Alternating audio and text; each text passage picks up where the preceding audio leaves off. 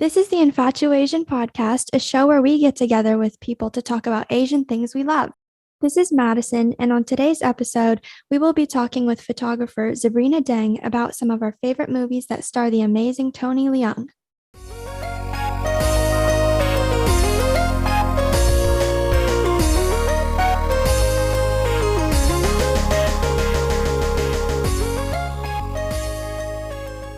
Hello, everyone. Just a quick note before we get into this episode. First off, our guest Zabrina Deng needed to get out of the house to record this, so as parents of small children know, it's really hard to get any work done when the little ones are around, so we were chatting outside, and so you'll notice that the birds and the crows were big fans of the Infatuasian podcast, and they wanted to get in on the act too, so you'll hear them. Secondly, this is a very visual episode, so if you want to follow along with the photographs that we discuss during the show, I'll put them up on our Instagram, which is at the Infatuasian Podcast on Instagram. And also, I'll post those two photos that we discuss, as well as some stills from the Tony Leung movies that we talk about. So please head over there. And hey, if you're not a follower, while you're there, may as well follow us too. Yeah, that'd be great. Okay, now back to our episode. We really hope that you enjoy it. Bye. Hey everyone, welcome back to our podcast. Thanks so much for listening. Today we're going to have a great chat about one of my favorite actors. We're going to talk about the amazing Tony Leung. And coming along to dig in a little deeper into the art and the life of one of our favorite actors is an artist herself. We have photographer Zabrina Deng. Good morning, Zabrina. Good morning, Curtis. Hello. And it is morning. I think this is the earliest we've ever recorded a podcast. But I know when you have little kids, man, you have to kind of find the time. I know. So it's either super early in the morning or late at night. So I guess either like early in the morning is great, so I can get more things done. And I saw the sunrise when I drove here, so it was nice. Oh, great. Yeah, that's a bonus. And we are once again joined by producer Madison. Good morning, Maddie.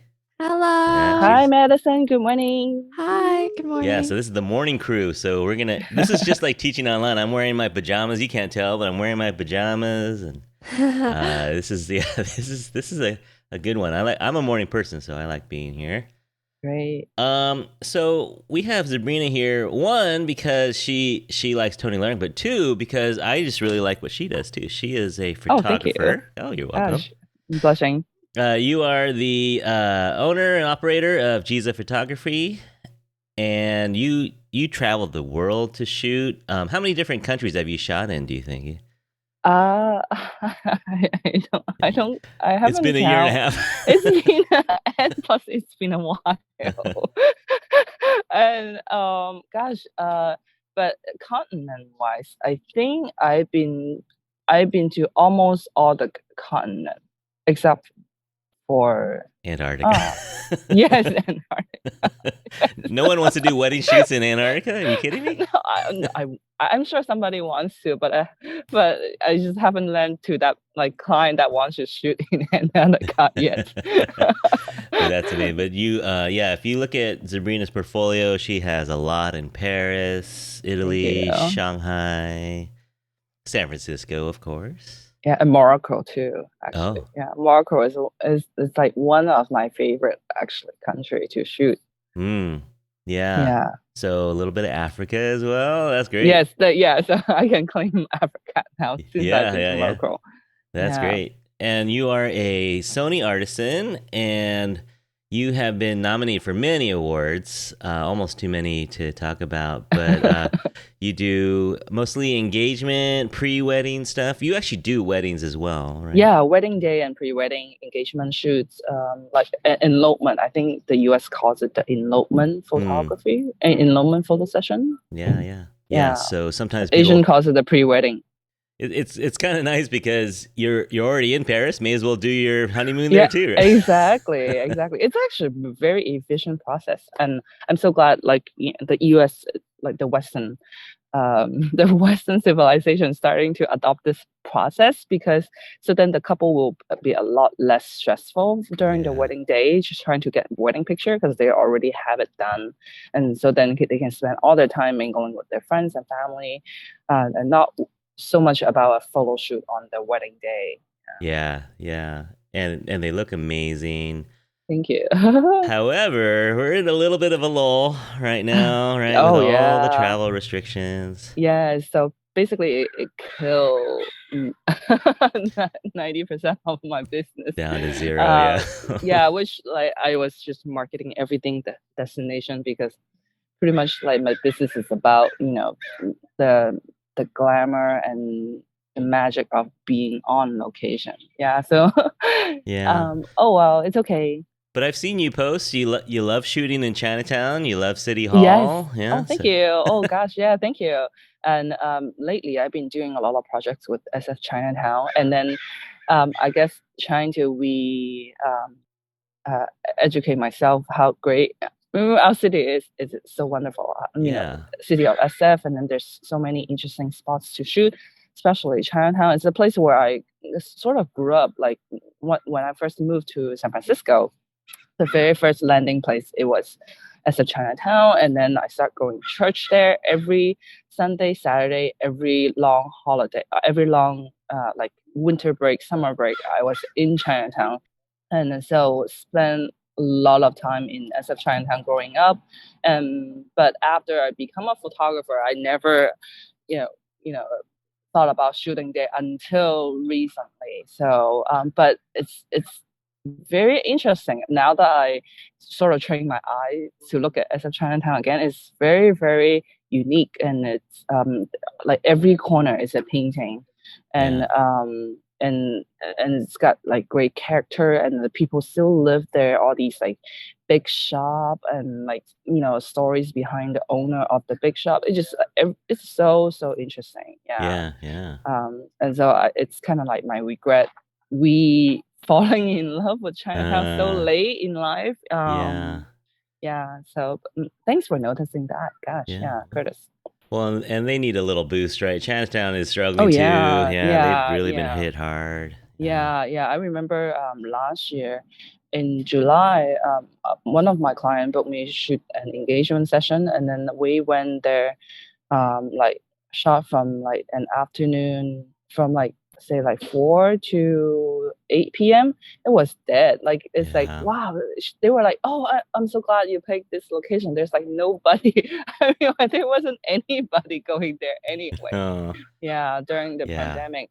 And then a lot of shops were closed, and business couldn't survive, and just because like nobody will go in, and it Yeah. was and in a way it was kind of sad too. It is. Yeah. Yeah, so part of me want to help out, like revitalize as a Chinatown, and make it a very, I guess, not just an Instagrammable place, but a place that has character, a place has um, no, it's a great backdrop for wedding pictures, for engagement picture or fashion Yeah. picture, any Yeah. sort of picture. Yeah. Yeah. Yeah.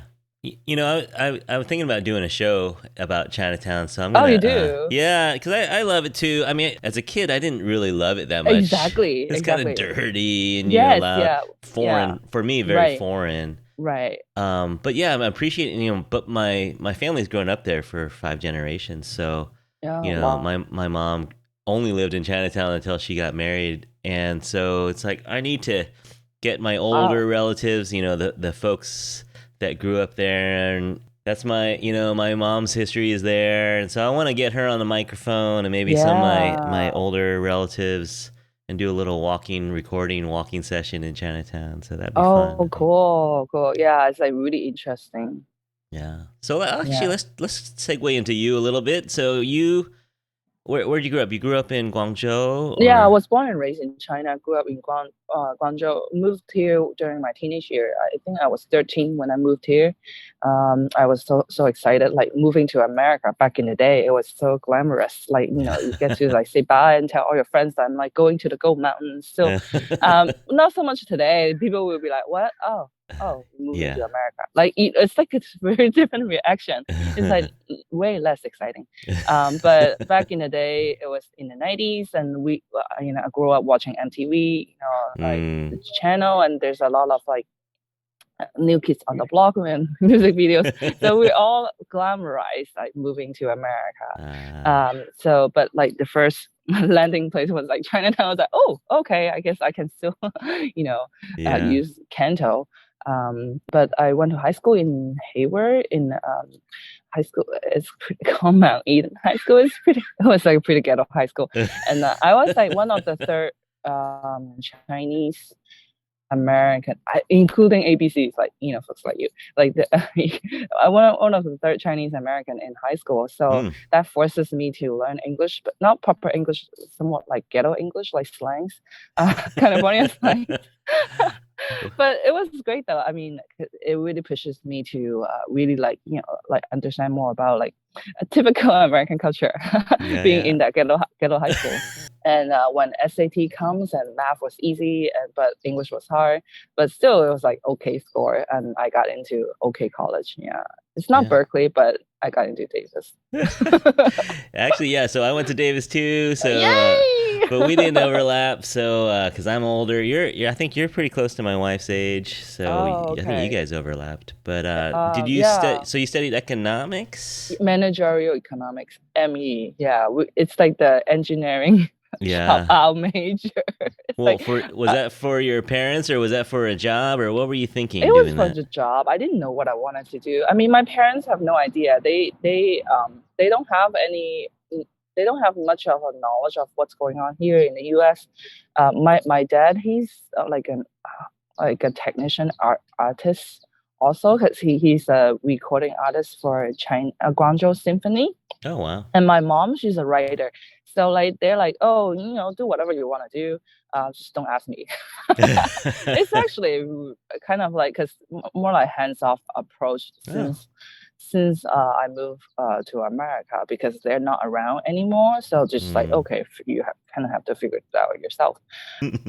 And then you started working in the city? Yeah, so I work for a healthcare consulting company in the East Bay in Concord area. Mm. For I started as an analyst, and then I become a consultant, and then I become a programmer because um, and they liked that I was very proficient in Excel. I wrote macros on Excel for hospital databases.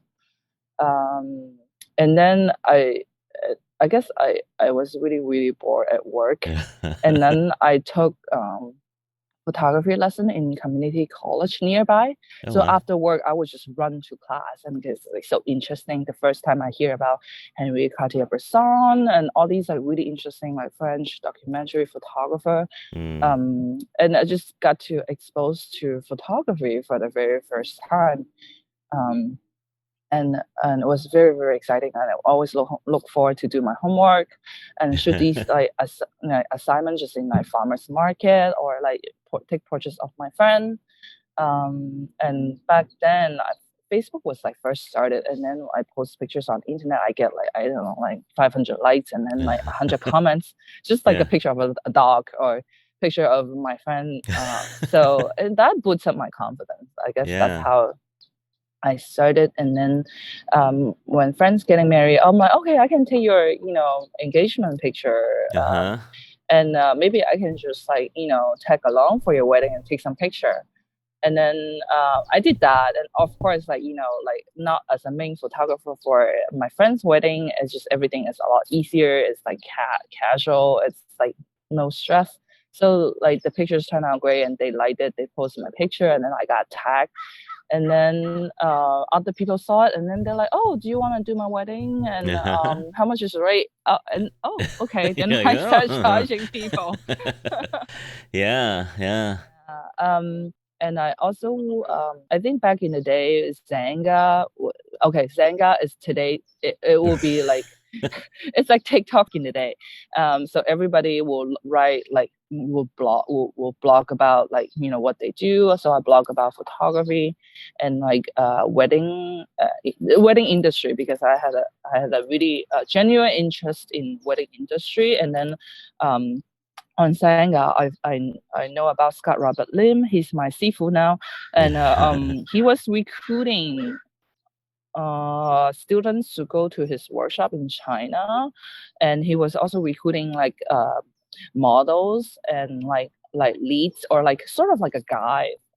And then I apply and ask, oh, I can help you organize a model. And my dad's friend has all these sources, and my Uh-huh. dad's friend will have all these female friends. They would love to be your model, and let me come to your workshop for free.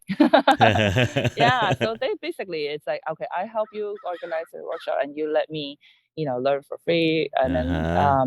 and then I went on. Um, the trip to Beijing, and he's got like students flew over from Africa, from Canada, from Japan. It was like a small group. It's like 10 people, but we all like did nothing but photography, just like shoot models at the Great Wall for like a week, and it really gives me like a perception of what it would be like for full-time working Uh-huh. photographer, especially someone who can travel. So in that really planted a seed in my mind that I'm like, okay, this is what I wanted to do. I want to travel. I want to do nothing but photography Mm. for the entire week. Yeah, I don't want to sit there and crunch number and listen to all these corporate jargon and like all these like useless verbiage just leads nowhere. I was like I guess a really impatient person, and then digital photography, and it gives me like instant gratification, Yeah. and it was like, wow, okay, that's like so exciting.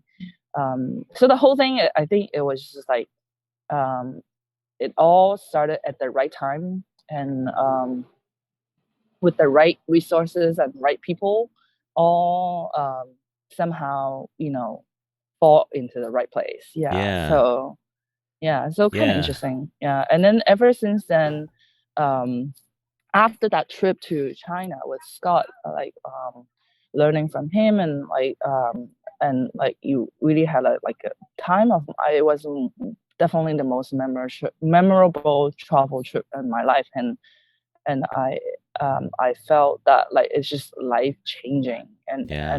and when I go back to work, I just couldn't focus at work. I just thought about, okay, Yeah. what can I do? Like, what can I do? I was like emailing Scott every day, and it's like, and then went to more of his workshop and did more of photo shoot for friends locally and wedding assignments, and just I think after 2 years going kind of like part-time at work and then part-time in photography, and then I felt, oh, I just couldn't do part-time anymore. I just have to like fully devote Yeah. into photography. So I think in 2010, that's where I started doing photography full-time. Yeah. Yeah. Yeah. Actually, maybe now's a good time to talk about, since we're talking about Scott Robert Lim, Mm-hmm. let's talk about if and Maddie, you're welcome to join this as well. But Sorry. Zabrina and Scott are gonna do a workshop, like a 4 month workshop, 4 or 5, almost 5 months, right? Five Uh, sessions, I think. yeah, 5 sessions starting from this month to Yeah, May. yeah.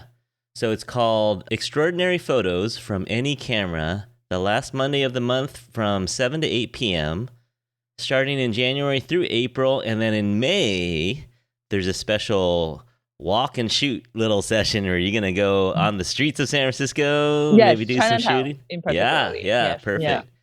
And so these are professional photographers, award-winning photographers, and they're going to give you tips on everything from lighting to composition to a little bit of the processing, as well as just that walk. So that would be super fun. It's at the main library from 7 to 8. Totally free, but you have to register, right? Or Yes, yeah. Register through the SFPL link, and it's just the class is just Monday on Zoom, so it's Oh, okay. virtual. But the actual in-person photo walk, it's in May. It's in the month of May. So Okay, so that's perfect. in person. Yeah. Oh, perfect. Even Yeah. easier. Even easier. Yes. Yeah. So I'll put the link in our notes so people can find it. So it will be like, yeah, like you said, it's easy, like everybody can tune in, even though wherever you are gonna be, you can still tune in. It will be like a nice skill to have, even though if you're not, people are not thinking about going into professional photography anyway, but because I feel like photography is such, it's a great skill to have for anybody to have, because eventually you're gonna, like, just a lot of things will be done visually, and it's just the world, how the world is changing, and resume, maybe in the future you have to ask to create images Mm, too, and describe things in a visual approach as yeah. well, on top of using language. Yeah. um Well, and I think your workshop says that you can even use your phone. You don't have to even have a mm-hmm. camera. You could use your Yeah, phone. exactly, yeah, And it's just, it's amazing, right? That we all have this high pixel oh my camera in our god. pocket all the time. Yeah, exactly. It's just like, that the camera, the best camera is the camera that you have with you, basically. Uh-huh. Uh-huh. Yeah. So it's going to be such an exciting event with SFPL, and Scott and I will get to share both different perspectives. It will be coming from a little bit more of a technical perspective, and as for me, when I'm sharing it, it will be coming from like the artist approach, and like how to make people look good, sort of a more feminine approach when using a phone or a camera to create like such visual language. Yeah, especially in the genre of like photographing people, has at some point in your life, anybody's life, you're gonna be photographing people or dogs. Yeah. Yeah. Yeah. Or cats. Yeah, yeah. Yeah, and then like I'm sure, like like for guys, I don't know, I hear that a lot from my friends, that their wife or girlfriends always complain, they're not taking great angles of themselves, of like their wife and girlfriends. So it's like a great skill to have too, right? Brownie points for people For who can take sure. great picture of their girlfriend and Oh wife. man, yeah. Or at least the food. Yes, yes, right.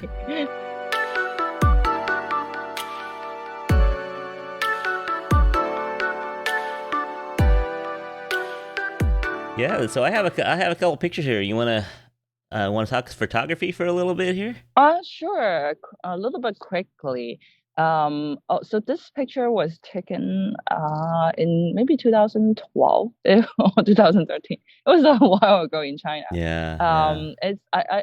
It's one of my favorite picture, because I really like working with this model. Her name is Batata, and she's from Macau, and and this setting that we were in, it was actually like a film set in Canton, in Foshan, China. Uh-huh. And they have like, okay, so in in in that space is like amusement part that you pay an admission to go in, and there's all these like really cool films that you can take Mm. picture. It will be like, for I guess, like part for Instagram or for Yeah. today's language. And you can just, like, once you go in, you knock yourself out. Every corner is a Wow. painting. It's like a we done of like old Yeah. scene. So for this particular scene, like the four characters in the sign, it says like Golden Bank, or some sort of Uh-huh. golden pawn shop. I think Uh-huh. Golden Bank. Yeah. And then and this one character with a sign hanging on the left, in from your perspective, right? And it means like photography, or image. Yeah. So it's like this model is just like, even though it's kind of I'm trying to say, even though she's like, the bank is closed, she's still walking towards the direction of like, making trying to make an image or something like that. Uh-huh. Uh-huh. So trying to create meaning behind the picture, I guess. Yeah, so I thought it's kind of interesting. That's why her head, it's like, yeah. So I thought like the lighting and her wardrobe, everything works so well with the scene. It kind of like a prediction of my path. Money Yeah. don't come in, I still have to do it. Yeah, that's like really what I'm feeling right now. It's just like, And the pandemic and everything is just hard for all the artists and all the photographers. yeah. But you know what? it's just a bunch of us went back and have to like get a job in order to survive. Um, like surface jobs. Yeah, yeah. But it's just can we still somehow, if things go back to normal, semi back to normal, can we still go back to do what we love, what we're passionate, what we feel such a call to do? um it's I guess that's the struggle, right? That's part of Yeah. struggle of life. Yeah. As an artist, yeah. Yeah. Yeah, but like and I feel like this picture marks kind of like a monumental milestone of my style that I used to, when I first started out, I was like kind of struggling with style and just trying to figure out what styles I want to establish, like as a photographer and in the wedding genre. And like people love things that it's like bright and airy and cutesy.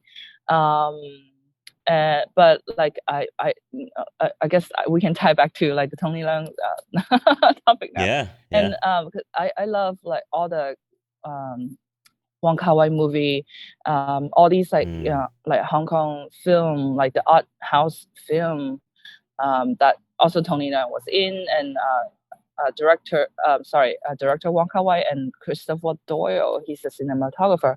Like the way how mhm. they create visual language is, it's got a lot of contrast, and it's very Yeah. whimsical, and it's very romantic, and it's not.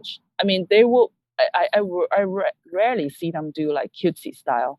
Um, Yeah. so I'm like, okay, this is a style that I should try to do it on my own, that to depict wedding and and engagement photo in that kind of Wong Kar-wai uh, film style. Yeah. And Yeah. it's something that I want to depict the East cross West sort of perspective, because that's who I Uh-huh. am. Like I'm born and raised in China, but grew up in America.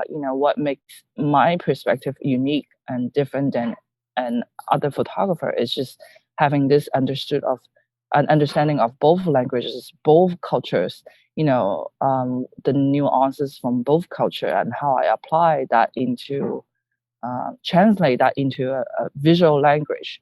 Yeah, so that's Yeah. what I'm still exploring. I'm not like master at it, but I guess that's what I wanted to do. It um, definitely comes across. You can no, thank see. you. I mean, it looks vintage. I mean, it has that would you call it noir a little bit, Yeah, a the little bit. contrast, yeah. Yeah, yeah. It's like it's got a little bit of a nostalgic vibe to it, but it's not 100% nostalgic as well. And it's Right. not real. It's not. Yeah, and Yeah. yeah. So I don't know. There's no, like I couldn't think of like a Wa- painting genre A that label, yeah. to label it. But I guess that's also a good thing, because that means that I'm evolving, and when things are a little bit harder to describe, which is okay, because it's up to the viewer's interpretation, right? Right. Yeah.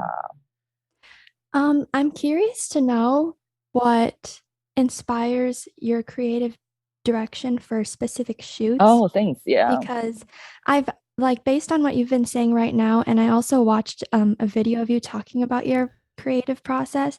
It seems like there's so much intention in every aspect of the photo. Ye- So ye- I just think that's really cool. Yeah. Oh, thank you. Thank you. That's so kind.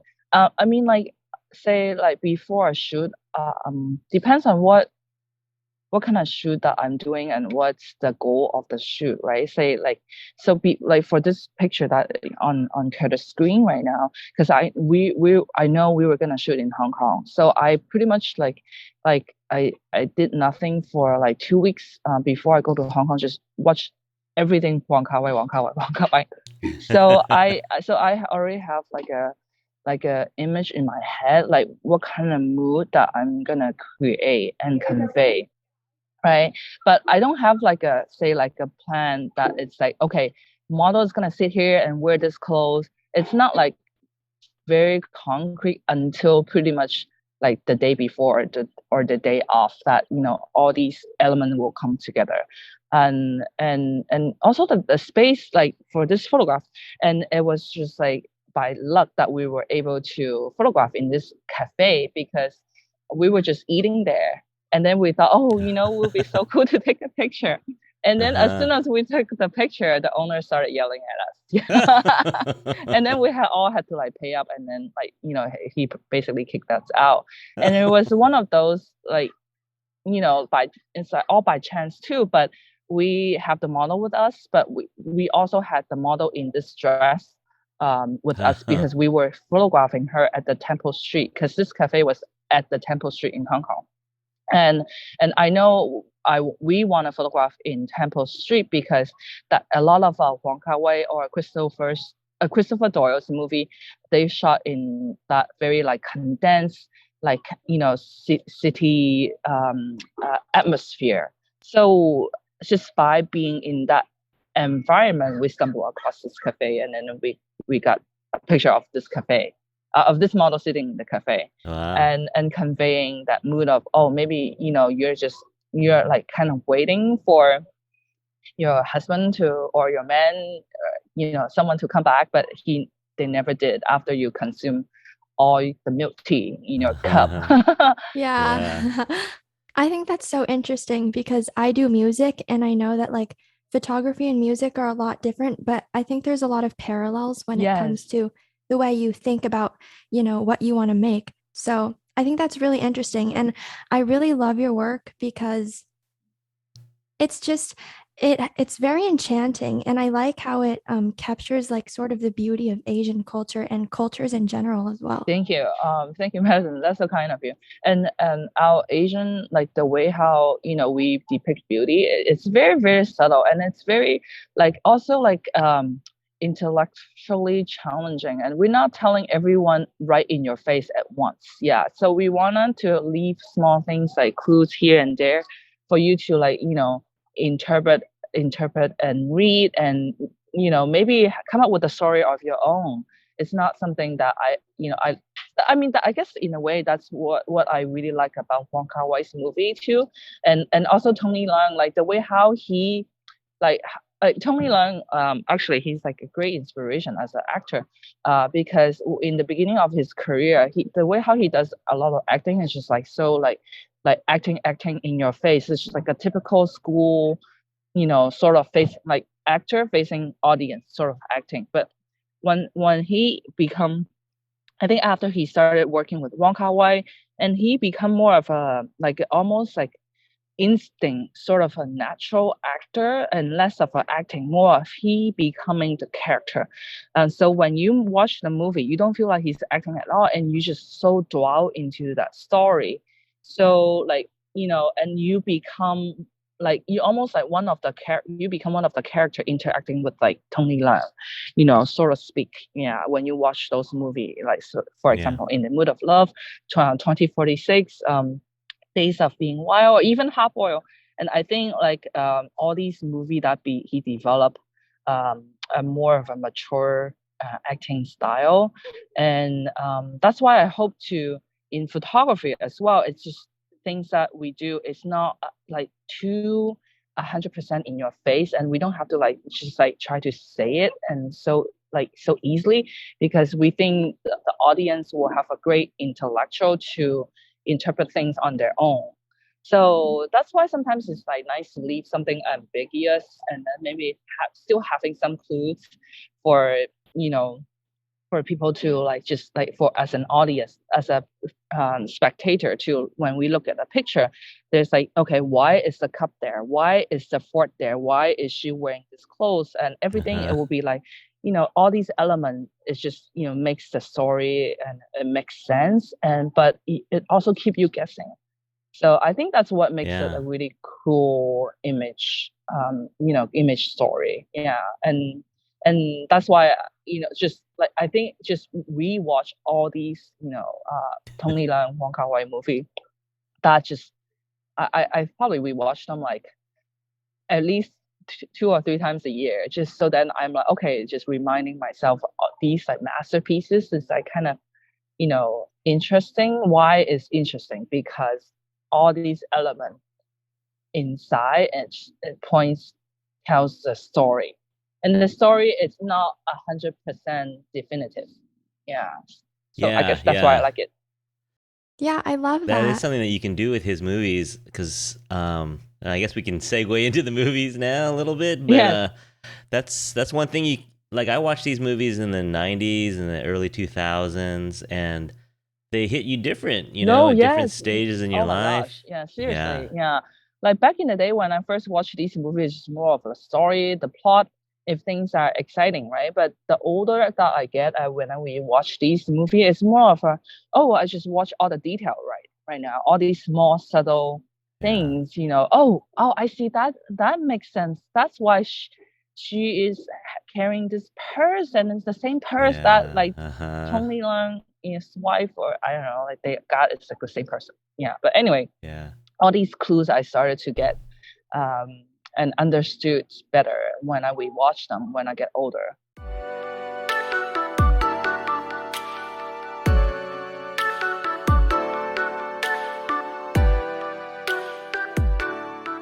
Well, let's get into it. We're going to talk about, we can't talk about every single film because Oh, he it's so has hard. over 200, yeah, he has over 200 credits to his name to television and movies. But, so yeah, Tony Leung, I think for a lot of people, this, and Shang-Chi came out in, when was it, September?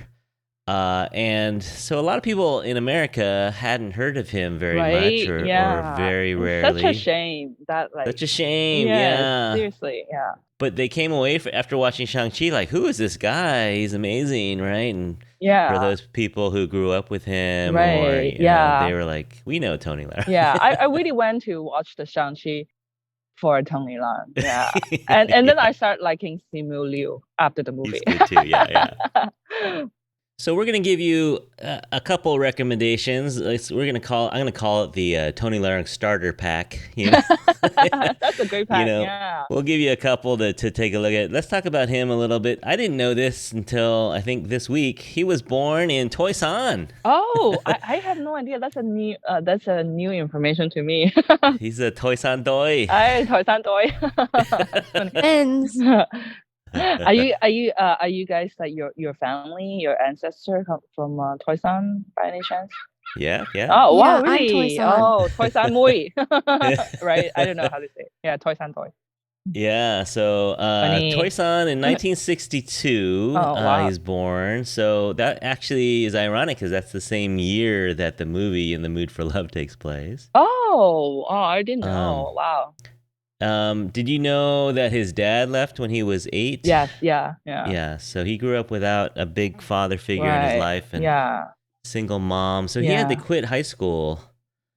He didn't graduate high school because he needed to make some money to make ends Right, right, meet. right. And and then I read that he and Stephen Chow, Zhao Xingqi, Stephen Chow, Uh right, huh. Uh were in huh. the same drama club, and then they both went audition. Did you hear that before? Yeah, Yeah, yeah, I yeah, did right. hear I that. thought that's a really cool, like, cool story that they both went audition at TVB, Hong Kong's biggest TV station back in the day. They had like a canopy, and but Stephen Chow didn't get in, but Tony Leung went as like sidekick for Stephen Chow. He wasn't gonna apply or went for the audition, but Like Tony moral Leung, support. yeah, moral support, yeah, but he got in, right? So I Yeah. guess that's just he's just a natural, yeah. Stephen Chow must be so pissed off, Well, but it's too bad because he brought a better looking, sidekick, uh, yeah. But Stephen Chow, he's a yeah. genius himself too, yeah. They're both okay. They both did Yeah, they're both fine. okay. But I kind of I find it interesting that they ever since I think their early days on TVB, they haven't worked together. So maybe they have a fallout. I don't know, or maybe two king wouldn't survive in the same mountain, uh, right? I don't know. Yeah, I don't know. That's just so interesting that they haven't worked together. Yeah, so I thought that's a great like backstory that like he got in, but Stephen Chow couldn't. Yeah. so this is the 80s and so I think a lot of people, my age or a little bit around my age, watched him on TVB. Yes. No, I didn't because I need the subtitles and they didn't always have the Oh, subtitles on yeah. TVB. Was it But like on tape that when you watched all the TVB stuff? Was on tape, I VHS. don't. Yeah, no, I don't even know. It probably would have been, like Channel DVD. 26 or something, Oh yes, or yes, yes, yes, you know. yeah. And did you watch the one that where Tony Leung was like a eunuch, and then did you see that one? And then No, I Andy haven't. Lau, Andy Lau, he was the Oh, emperor. Yeah, he was Hong Hei, like Kangxi, like the emperor Hong Hei. That was my most early memory of Tony Leung because he played a eunuch. Yeah, and in the as a role, and he was like hilarious. Yeah. I haven't seen that one. Yeah, I haven't seen a lot of his comedy stuff. So he did more comedy stuff before. Yeah, early on. Yeah. So he did something called Police Cadet 84. Yes. Yeah. And that's when he met Maggie Cheung because Yes. she was on that show. Yes. And then the Police Cadet 84, like the song was very, very popular back then. And then I think people, because of songs, start watching the TV show. And then Tony Leung got popular because the TV show. Yeah. Yeah. So then he kind of did that for about 8 years, so a pretty good career on TV. But then he Right. transitioned. Hong Kong cinema in the late 80s and 90s was blowing up. Yeah. And so he rode that wave. He did John Woo's Hard Boiled in Yeah. 1992. And so that kind of started this action era in Right. Hong Kong. They did a lot of that stuff. But then along comes our guy Wong Kar-wai, right? That he's the savant, right? He's the genius. Oh, yes. Yeah. He comes along and you described him a little bit. He's super organic, right? He's just he's the process guy. Very spontaneous. And just he's, I guess he is, how can I say, he's not like fixate in one result, and just depends on how like everybody like interact and whatever, like like when I saw an interview of Tony Leung and about like when they were filming like Happy Together in South America. Right, they were like weeks into filming that he wasn't playing a gay character at first, like, yeah, but and then at the end, after 2 weeks filming, and then Wong Kar-wai was like, I think it's better you become the gay character because it's like you're so much natural. And then they just scrap the whole thing and then start filming again. Yeah. Yeah. So I can definitely see like the producer and then all the crew will be like so pissed off, like, and everything has to be rewritten. But Happy Together is it's also one of the most like cinematography level, and like the way how like like the frames and it's such a beautiful story. So I think at the end it's worth it of a pivot. Yeah. But can you imagine as an Oh my actor, you're God. going in there, you're going to be, I think he was supposed to be like a dad or something. Yeah. They said, oh, by the way, you're going to be a gay lover. Right, I know, It's just yeah. a little bit of a twist. And the family too. Like imagine like they were like in South America for many, many months without going home. And then, okay, you're staying longer because the story has changed. Yeah, I'm sure, yeah. But I guess they get along because he's made Tony Leung and Wong Kar-wai have made 8 movies together. They've made a bunch Oh my gosh! together. Wow! Yeah. And my first was Chungking Express. Oh yeah. 1994, and it blows your mind. The first time you see it, I was like, "What is this about?" Right. Yeah. And even while you're watching it, you're like, "Wait, what is going on?" Yeah. I saw it when I was a teenager before like having like dated anybody. I'm like, I don't know, I don't like it. Yeah, but then when we watch it in my early 20s and I had experience, with dating scene, then I get it, I understand. Yeah, so it's like a different point of your life when you watch it and you just understand it better, I guess. Yeah, it's and yeah, I love that Tony Leung with what's her name, Zhao Galik. How do you say, what's her English name? Do you know? Like the woman who plays the fire attendant in that movie. I don't know. Yeah, but the whole like almost like the whole movie was shot in that apartment, right? Like Christopher shot that. Yeah, so I just thought it's like so beautiful.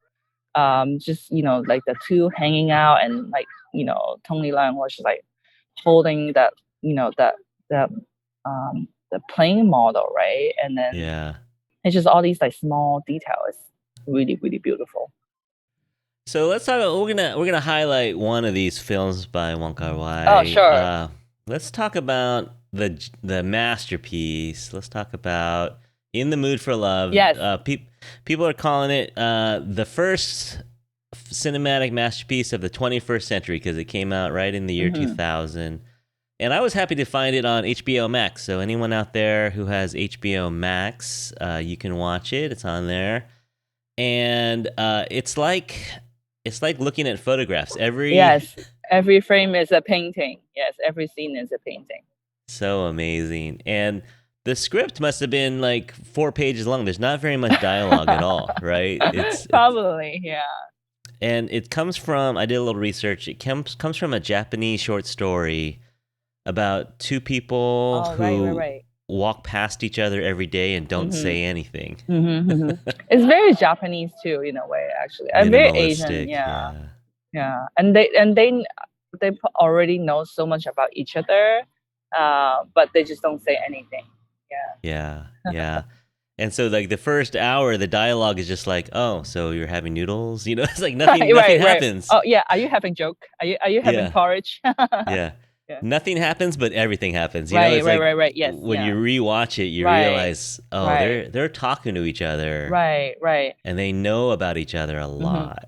Yeah, and I don't know if you seen like the interview with Christopher Doyle about how he select, like the alley scene, the alleyway with like, like kind of like the wall, and it was a film. It was shot in Bangkok, right? Has nothing to do with Hong Kong, but he just likes the texture, like the ruggedness and the sadness, the loneliness. So that's why when he shot those like walking scene of the two of them walking, just like just like on the shot, just the shadow shots, and then having the character like Tony Leung and Maggie walking through the little alleyway, and then how the shadow casts on the wall. And Christopher Doyle, he was like, this is like the perfect alley. I don't care what it takes, but this is it. This is just the texture and the wall and the way how loneliness feel.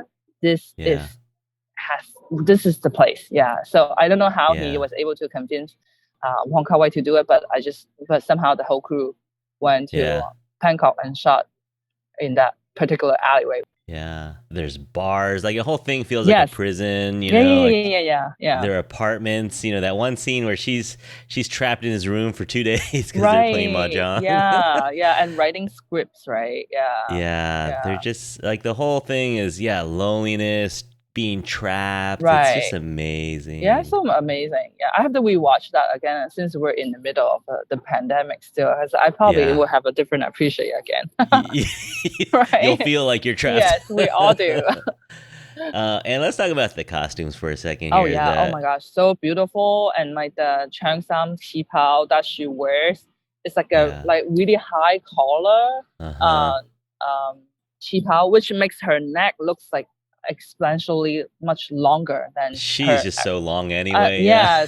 So it's so beautiful. I don't know how tall Maggie Cheung is. She's probably not too long, but just the wardrobe and like the hair and makeup and the cheongsam, like the collar of the cheongsam makes her look super long and lean and like a statue. And it's like sexy too. Like there's not much skin showing. I mean, we only see her arm and like lower part of her leg, but the whole thing is like so sexy. Everything is covered up, but it's still super sexy.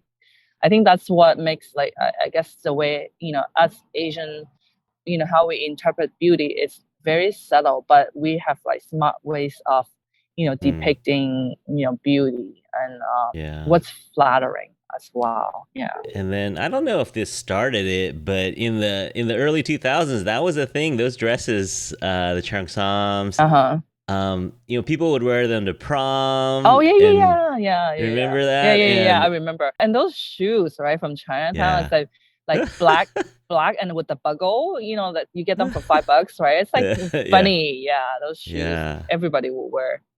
And I just watched Spider-Man with Tobey Maguire, the 2003 Spider-Man, and she's wearing a dress. Oh yes, that's right. I remember and I was that. Like, wow, that's so it looks so out of place now. No, but I know, early 2000s. Right? Yeah, that was it. Yeah, I think that was it. It's probably inspired by the movie. Yeah. And so this movie, if you are Well, so you don't want to watch this when you're super lonely because it'll make you feel even lonelier. But Yes. who would you recommend this movie to? Well, I mean, I everyone mean, should watch it, everyone but should watch anyway. I mean, like, cause like you can watch it from like different perspectives. Some people watch it for the fashion. Some people watch it for like the how everything is like frame. Like the composition, visuals, visual. yeah, Yeah. Some people watch it for the story. Some people watch it for like the mysterious way of I guess I it's just two people encountering each other, right? Yeah. yeah, yeah, Everybody should watch it. I feel like it's like yeah. a must have. Like it needs to be taught in college, Yeah, yeah.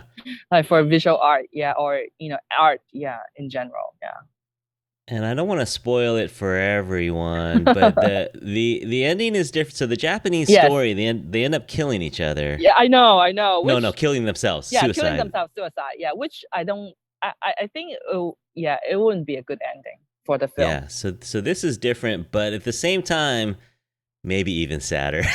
Yes, You know? it is. Yeah, because I shouldn't spoil anything, but that very last scene Yeah. where Tony was in what's that Angkor Wat, I think Angkor Wat, it's yeah, in. Angkor Wat, yes. Yeah. I will always remember that scene forever. Yeah. Yes, Yeah.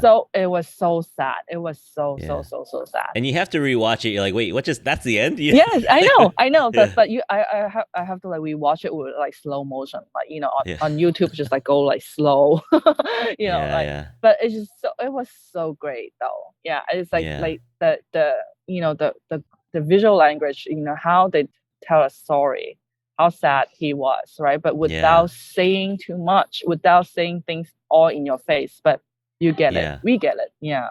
Yeah. They never It's say I'm sad, no, right? no, they They never say I'm say lonely. yes, exactly. Yeah. Yeah, so that's what makes like this whole film is very genius of like storytelling, where you Yeah. don't have to say it, but everything, but it's telling you visually, like, but Yeah. without using words.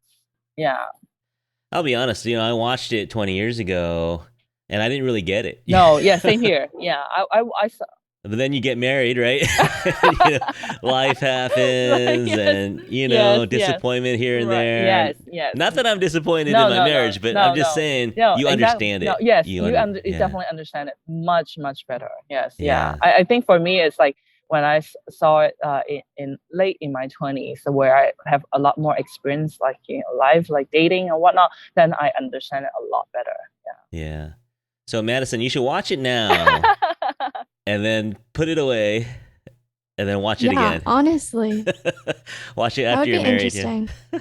Yeah, but I do recommend though, like you should like block off time and just like hyper focus to watch that, and because there's like all these like subtle clue, and So it's just subtle. very Yeah. interesting. Yeah, if you miss, Yeah. like if you look away, then then it's less interesting. Yeah. Yeah. Fun fact, did you know that Wong Kar-wai directed Karina and Tony's wedding? Oh no way! Wait, they got He was the married. wedding planner. Oh my gosh, they got married in like what's that country next to like the little tiny country next to China? Yeah, It's yeah, some yeah. like I don't know how to say it, but Yeah, I only saw pictures of it. Yeah. Oh yeah, that's funny that he yeah. directed their wedding. So he probably threw in some things at the last minute. He's, oh, okay, you're gonna do this. Yes. Bhutan? Was it Bhutan? Bhutan. No. Yes. Yeah, Yes. yeah. Bhutan. Yeah, that's right. Yeah. Oh man, you're taking a chance though. If you ask Wong Kar-wai to direct your wedding, you're taking a big risk. Yeah. Surprise. Oh man. Yeah. All right, let's move on though. So everyone should definitely go watch. And I think that's kind of the masterpiece of Wong Kar-wai and Tony Leung and Maggie Cheung. I agree. Yeah. The three of them together. Yes, I agree. But they've made other movies, but we'll talk about them too. But let's move on to a different genre. This is more the gangster crime genre. Another masterpiece, I think. We're going to talk about Infernal Affairs 2002. It's been a while since I watched that. Yeah. Do you know the Chinese name? It's something like 無間道. It's like 無, it means like nothing. 間 is like borderless.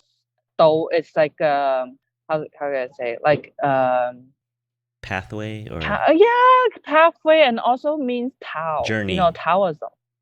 like Oh, yeah, do, yeah. like like 传道 in Cantonese, it means like to preach and like evangelize. So it could be Ah, mean many things, but it just maybe it's like some sort of a religion, yeah, borderless borderless religion. Yeah, like yeah, right. yeah. Yeah, so that's why it's kind of interesting. Yeah, no, I mean, the English name is so cheesy. No, gosh, it's like I don't know. Do people really watch out when they see the English name? I guess, but the Yeah, cast, because the cast people are, yeah, these yeah, English just drives me crazy.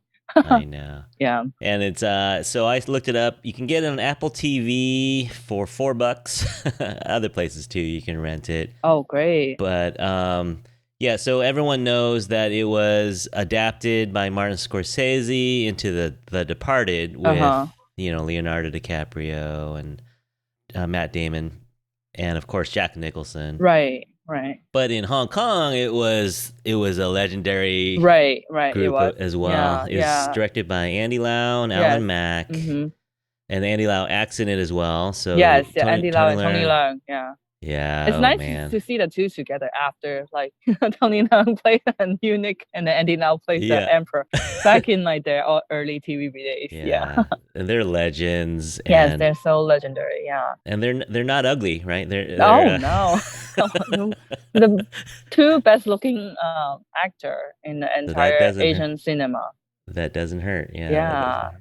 yeah, and I think because of because Tony Leung was there, I think Andy Lau upped his like acting game too. Because like Andy Lau is definitely not known for his acting skills. Yeah, like he's a really like great, he's like charismatic person, but I think uh, to me, Infernal Affair is definitely one of the best acting I've seen of Andy Lau. Yeah. Yeah, I think they influence each other.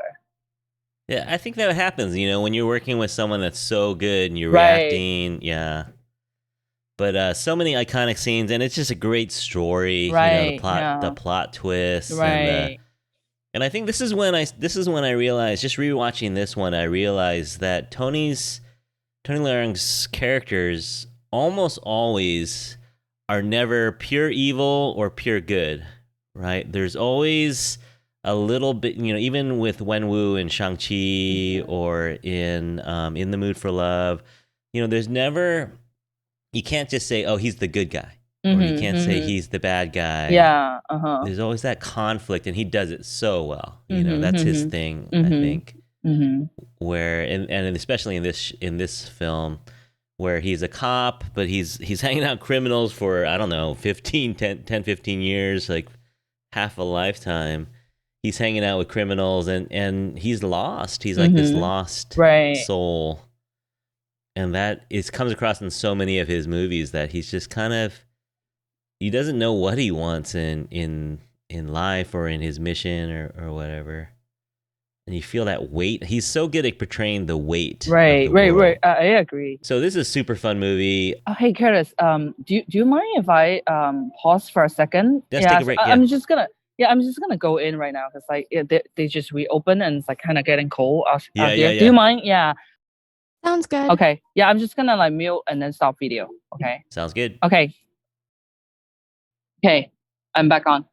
Yeah. All right. So let's see. We're just finishing up on Infernal Affairs. Yeah, Infernal Affair. Yeah. Ooh, Yeah. So it's a great watch. We don't want to ruin this for anyone out no. there, but you definitely should watch it. It's got that same kind of noir feel, Mm-hmm. that crime genre, but it's so much deeper, and it's a character study in what is good, what is bad, whose Right. side are you on?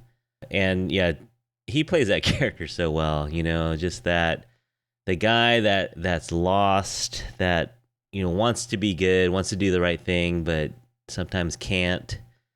Yeah, it's a really just entertaining, but also, if you think about it a little bit more, it'll make you think about what it all means, and where you fit into this. Mm-hmm. Mm-hmm.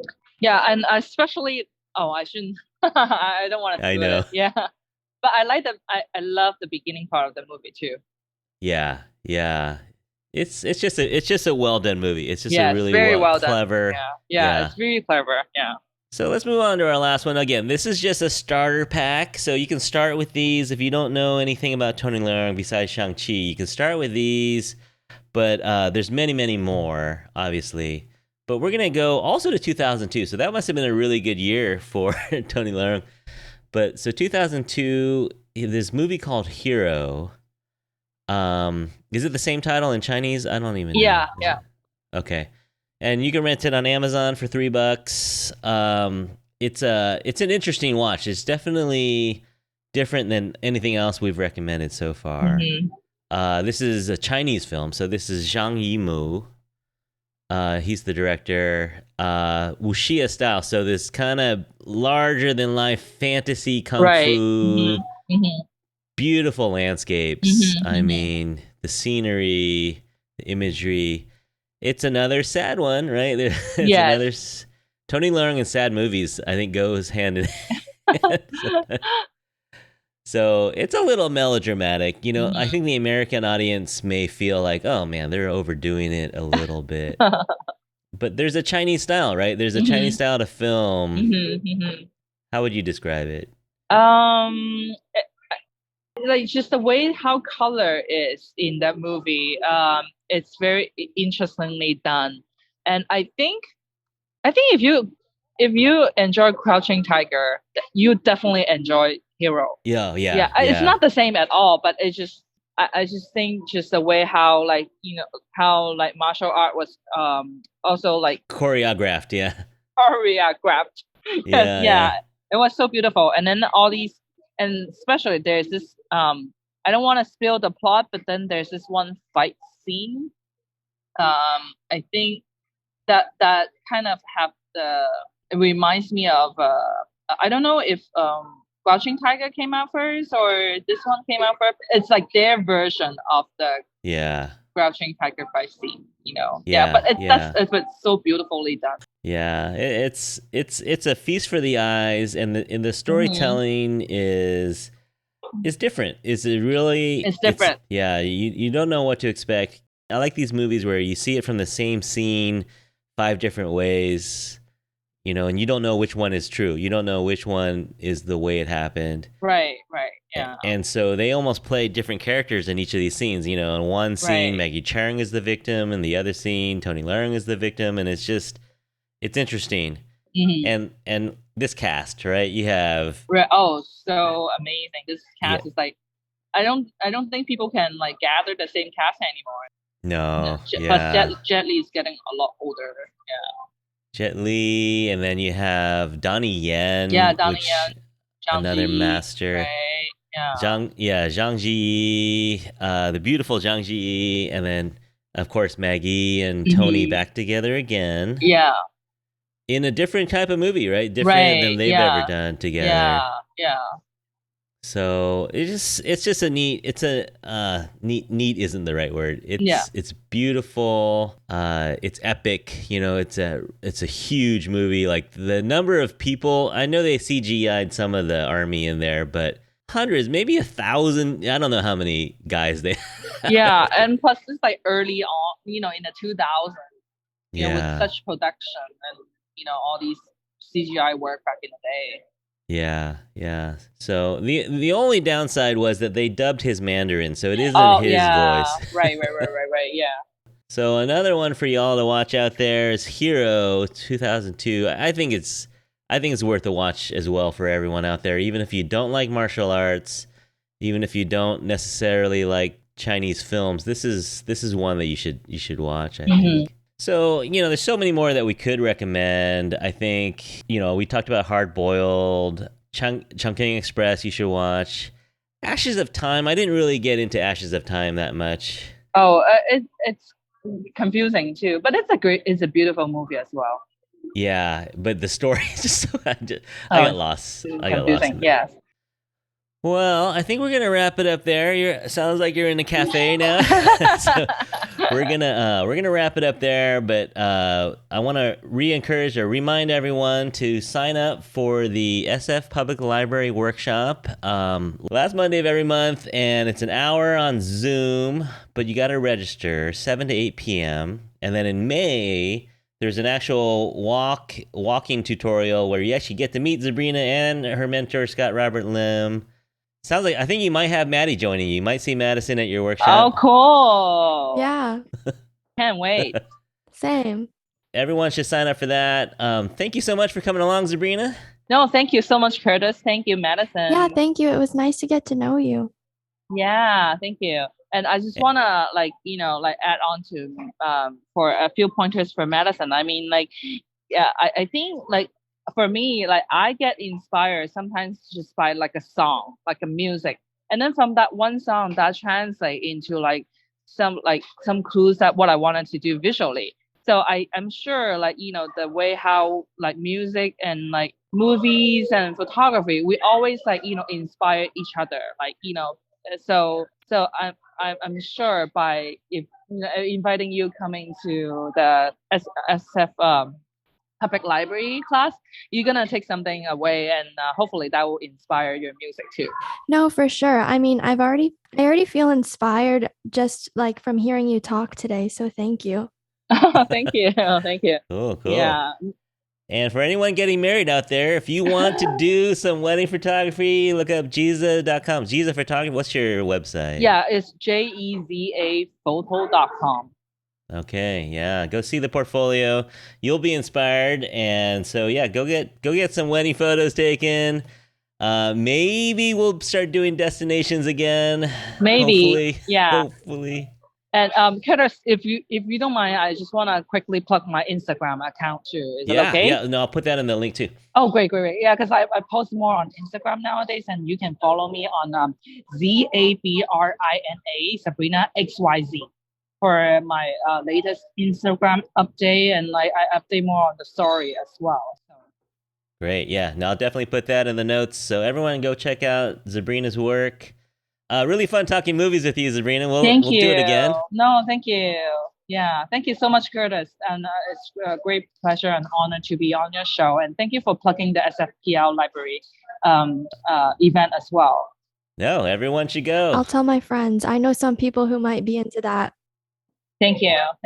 All right. So we'll let you go. Thanks for coming on early. We'll have a great day. Thank you. Have a great weekend. See you. Bye. See ya. Bye.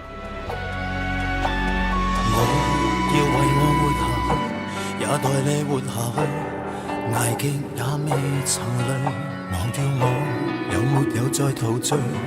若有未來依然要去追。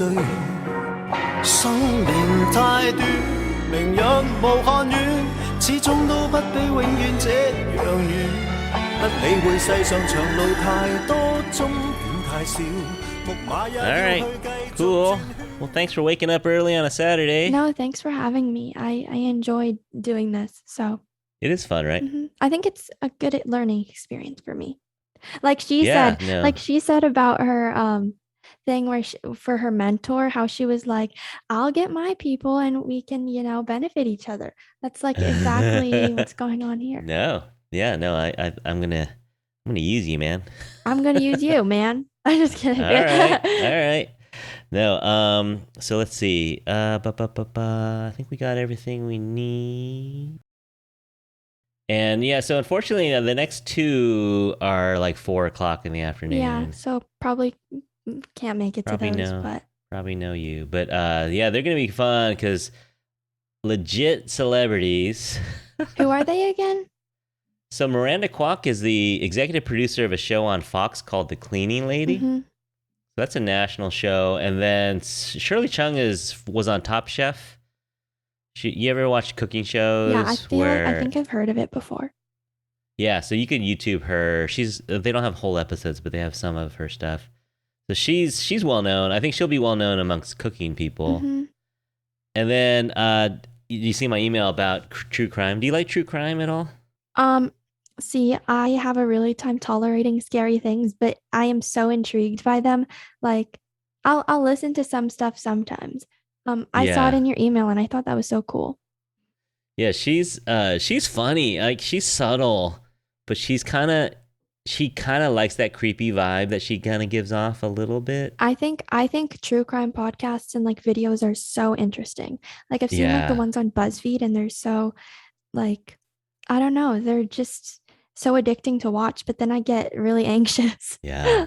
So I think I'm going to ask my friend Jennifer. She's done some stuff with me before, but I think she likes true crime, so that'll be good. Okay. Yeah, so that'll be fun. So good stuff coming up. What else are we doing in February? Oh, I have the Asian Scientist. So super nerdy. That show is going to be really Wait, nerdy. what's the Asian Scientist? So we're going to talk about Asian scientists that we like. Oh my God, for a second I forgot you were my science teacher. Yeah, right. I was So I like, have a that's such a random thing. And then yeah. and then I remembered, oh. That's the thing. Yeah, so I realized that I never talked about science yet. And so I have a couple friends, they have PhDs, or one's a student, she's a PhD student. I know, right? No, but these two women they're fun. They're fun people. So I think we're going to talk about some Asian scientists, and we'll try to spice it up a little bit. But it won't be totally nerdy, but it'll be nerdy. What do you guys like? Oh, okay. Like, are you actually going to be talking about like science content or just like people you admire? Like the discoveries they made, like, oh, did you know that this person in 1925 discovered the. So we're gonna try to make it relevant, discoveries that you know of. Mhm. Like the N95 mask was invented by a Korean guy. Interesting. So yeah, stuff like that where climate change. One of these guys just won the Nobel Prize for studying climate change in the 1950s. Nice. Yeah. No, the women I have on, they do research, but there's pretty obscure stuff. But so that'll be fun. So I think it'll be fun, just because we'll make it fun. Hopefully, we'll keep it interesting. I'm sure Lamb will enjoy listening to that one. Yeah, no, I had to do it. I was like, you know what? I've never talked about science, so we got to do at least one episode on science. No, yeah, I actually think she'd love that. So. Okay. All right. Cool. So that's coming up. You can see the chart. I have the chart of stuff. And then I was talking to Lamb about doing a teen takeover. I think that would be so interesting. Yeah, Honestly. so start thinking about what you'd want to talk about, with the Asian theme. Mm-hmm. I think we could talk about a lot of our like things growing up, and like especially with social media, it's just like, I don't know, a lot of like Lamb and I have talked about like a lot of our internal conflicts, like growing up as Asian girls. So I think that there could be some. Yeah. And then they can get to know me better. Yeah. And she's a talker exactly. too. So. I feel like she can really bring me out of my shell. All right, so start thinking of that. That'll be all you. You can produce the whole episode. I'll let you. Yeah. Should I even come, or you want to just host it all? I'll be there, but. Yeah, I mean, it's the teen takeover, so. Teen takeover. I'll just be there to hit record. But yeah, we'll see. I really don't think I'll be able to make it to the next two, but I'm so bummed about that, because that would be cool. Yeah, it's just I think they want to do it in their workday. They want to say, okay, 5 o'clock. No, yeah, of course, understandable. But yeah, so we'll try. With the international ones, the weekends usually work pretty well. Mm-hmm. So yeah, hopefully you'll come along on more. But yeah, so good takes today. I thought your input was good. Okay, cool. But we'll sort it out. Okay, so I'll try to put this on the hard drive. I actually need to go on this one because this is Wednesday's episode for this week. Yeah. Oh. So it's a quick turnaround on this one, but I think it'll be okay. I think it's going to be a little rough, but I think. So I'll trim it. I'll trim it today and tomorrow, and then maybe we can process it at school. Mm-hmm. So you can show me your magic. All right. Yeah. Okay, cool. Well, have a great day. You too.